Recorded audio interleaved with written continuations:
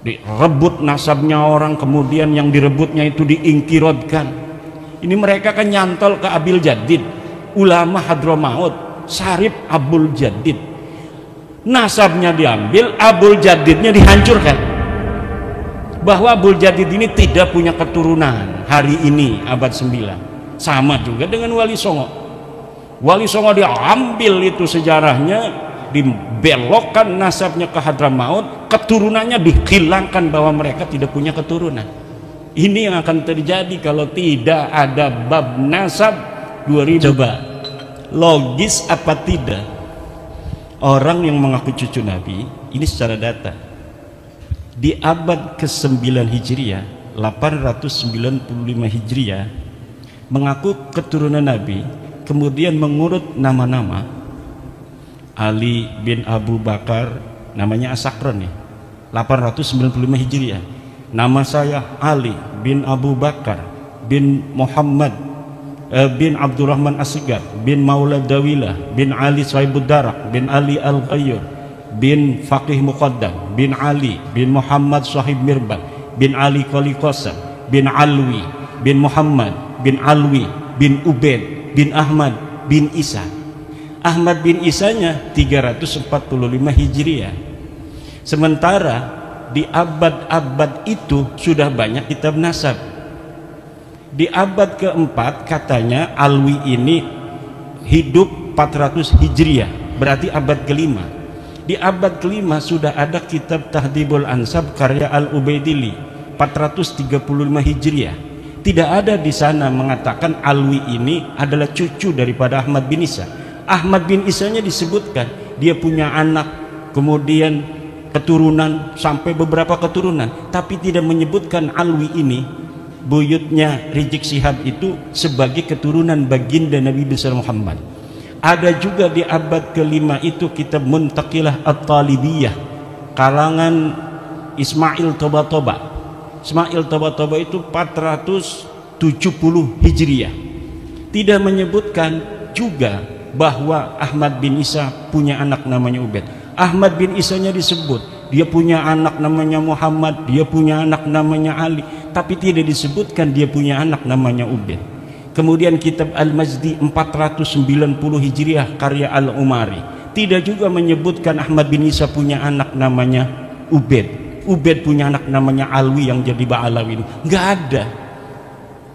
Kemudian naik ke abad ke-6 yaitu 597 Hijriah karangan seorang pakar usul fikih, Imam Fakhruddin Ar-Razi. Beliau juga seorang ahli tafsir, punya kitab tafsir Mafatihul Ghaib, punya berbagai macam kitab sejarah dan lain sebagainya.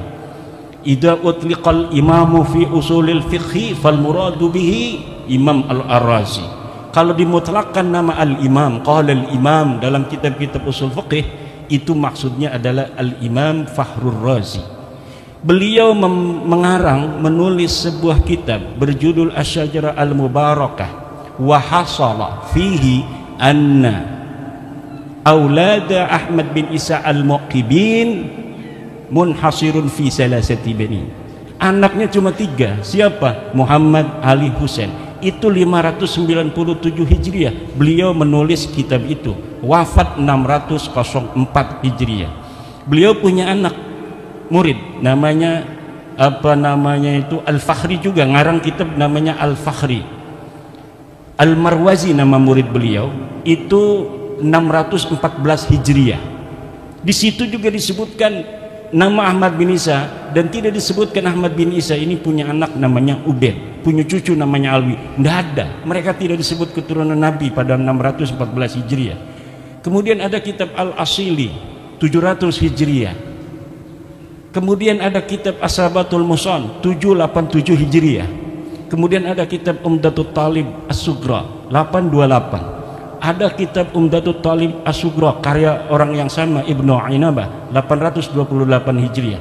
Sampai abad ke-8, abad 9 awal ini tidak ada orang yang menyebutkan ahli nasab itu bahwa Ba'alawi keturunan baginda Nabi besar Muhammad SAW. Padahal mereka sudah ada itu di abad 9 itu, mereka sudah mulai mengaku sebagai turun Nabi. Ali bin Abu Bakar As-Sakran ini sudah mengaku keturunan Nabi di abad 9, tapi orang-orang Yamannya saja itu tidak ada yang mencatat mereka sebagai keturunan Nabi di abad 9 itu. Maka saya sebutkan ada 550 tahun kosongnya riwayat antara pengakuan dan orang yang diaku. Orang yang diaku 345 Hijriah, mereka mengaku 895 Hijriah, hitung pakai kalkulator 550 tahun. Itu kalau kita mau kasihan. Itu versi kasihan itu 550 tahun itu.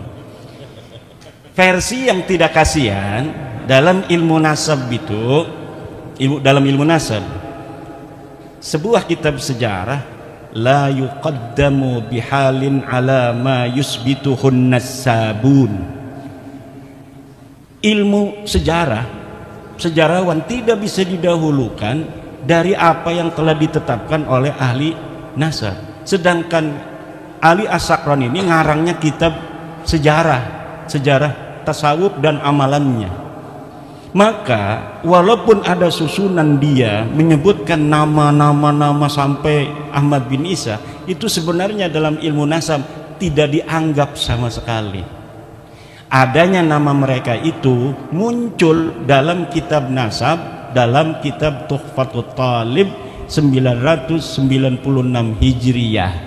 Itu kalau dihitung 651 tahun. Cuma dalam kitab Tuhfatul Talib yang menyebut nama-nama mereka itu, Alwi sudah ada di situ tuh. Karena kan mengakunya 895 Hijriah. Kemudian 996 Hijriah ada masuk nama dia.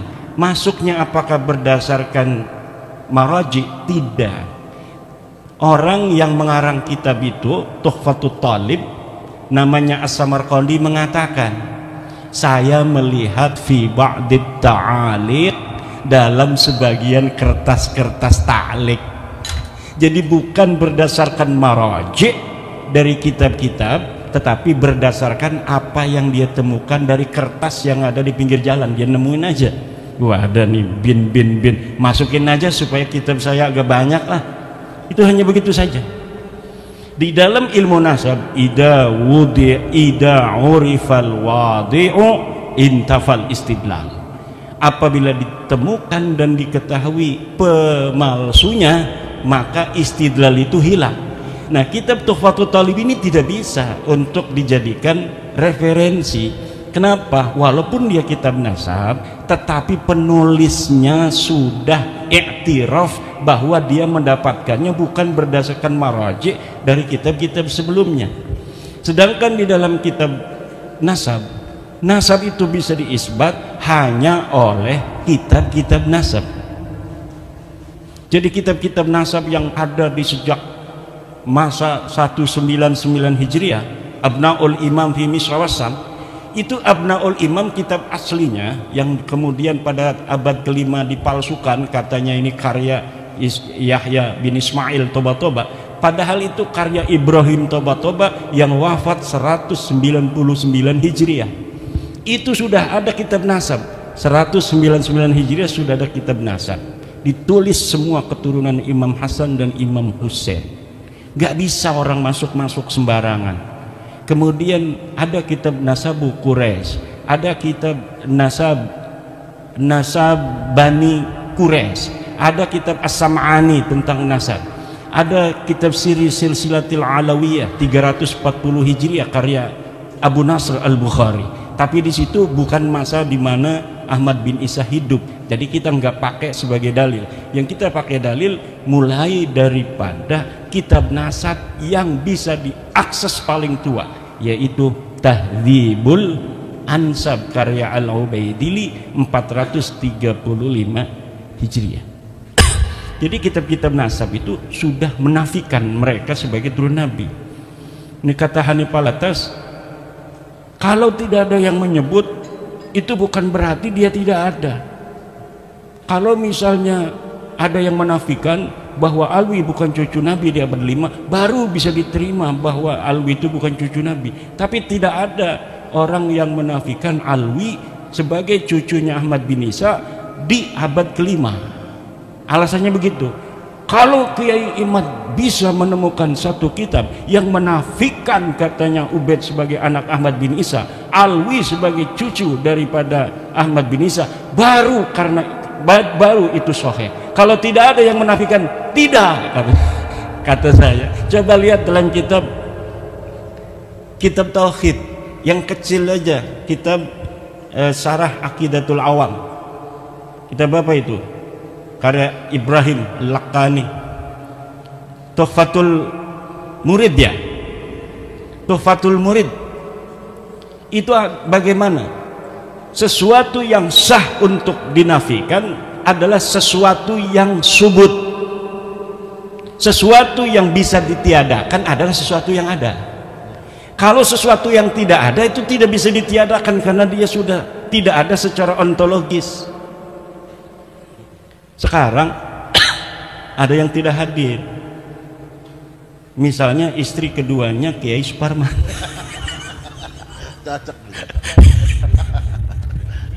Istrinya ada, makanya saya candain. Misalnya Kiai Suparman punya istri dua, misal yang hadir cuma permaisuri, ada misalnya namanya Mesaro, misal. Kok Masyarakat tidak ada? Nah, tidak ada itu karena memang tadinya ada. Tapi kalau memang sesuatu itu tidak ada, maka bagaimana sesuatu yang tidak ada kemudian kita nafikan? Itu dalam teori filsafat itu tidak logis. Kalamun ghairu mantiqiyyin, kalam yang tidak mantiki, yang tidak logis, tidak masuk akal. Nah, ini akan panjang ini karena semuanya sudah paham. Nanti kita di dalam diskusi aja bahwa begini kesimpulannya.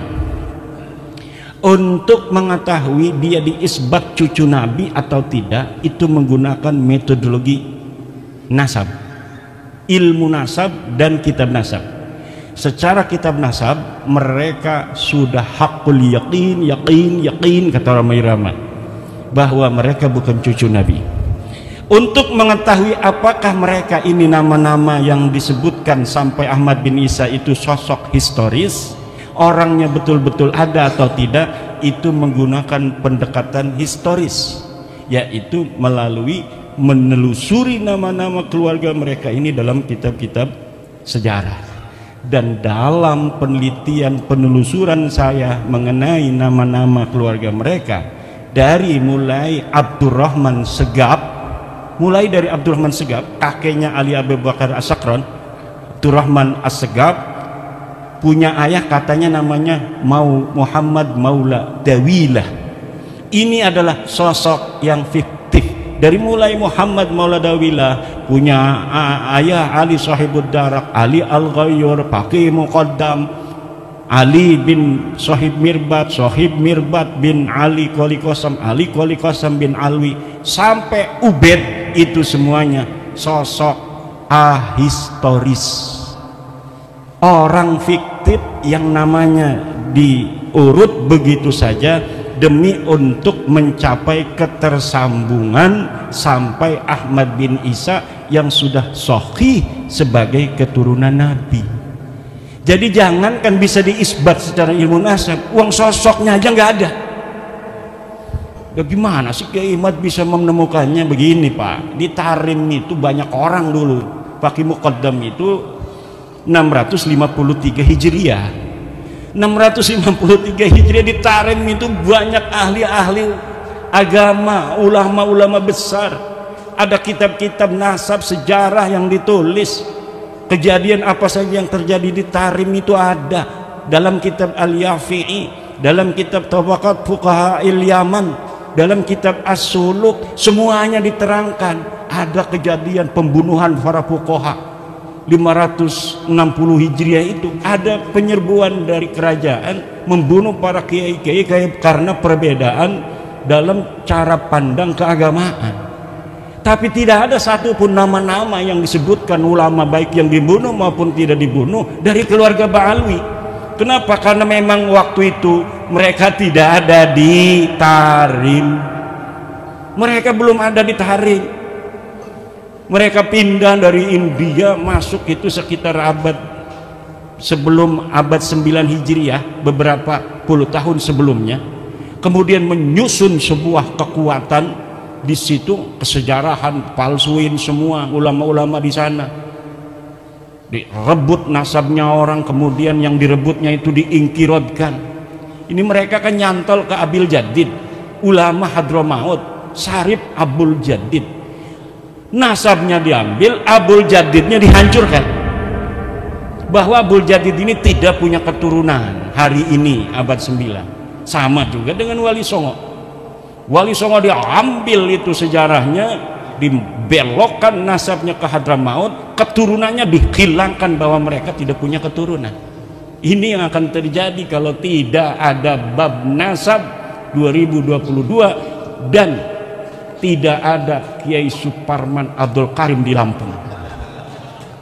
Ini yang akan terjadi karena beliau yang awal-awal mengambil nyamber itu dari Banten. Luar biasa, antara Lampung dan Banten persahabatan yang tiada akhir.